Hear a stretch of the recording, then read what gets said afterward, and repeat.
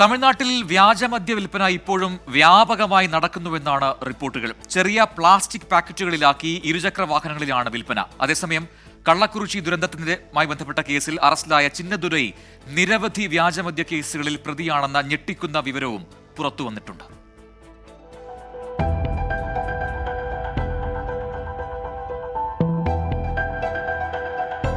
Packet ചാരായവും അതുണ്ടാക്കുന്ന ദുരന്തവും പലകുറി കണ്ടിട്ടും തമിഴ്നാട്ടിൽ വ്യാജച്ചാരായ വിൽപ്പന ഇപ്പോഴും തകൃതി.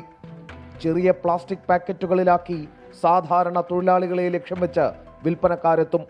പരസ്യമായി നടത്തുന്ന വിൽപ്പനയുടെ ദൃശ്യങ്ങൾ സഹിതം പുറത്തു വന്നിട്ടും അധികൃതർ അറിഞ്ഞ മട്ടില്ല.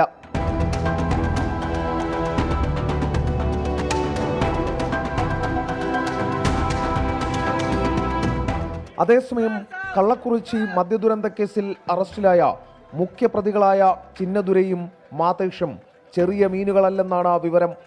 ഏകദേശം 100-നടുത്ത വ്യാജമദ്യ കേസുകളിൽ ചിന്നദുരൈ പ്രതിയാണെന്ന സൂചനയുണ്ട്.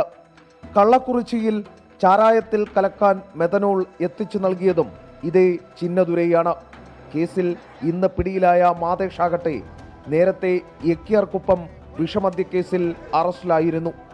ഗുണ്ടാവിരുദ്ധ നിയമപ്രകാരം അറസ്റ്റ് ചെയ്ത് ജയിലിലടച്ച ഇയാൾ അടുത്തിടെയാണ് പുറത്തിറങ്ങിയതും. രാജ്യം അടുത്തിടെ കണ്ട ഏറ്റവും വലിയ മനുഷ്യനിർമ്മിത ദുരന്തമാണ് കള്ളക്കുറിച്ചിയിലേത്. മരണസംഖ്യ ഇപ്പോഴും ക്രമാതീതമായി ഉയർന്നുകൊണ്ടിരിക്കുകയാണ്. വ്യാജ മദ്യമാഫിയക്കെതിരെ കർശന നടപടിയെടുക്കേണ്ട സമയം അതിക്രമിച്ചു കഴിഞ്ഞു. ക്യാമറാമാൻ മുഹമ്മദിനൊപ്പം കള്ളക്കുറിച്ചിയിൽ നിന്നും എസ് ശ്രീകാന്ത്, 24.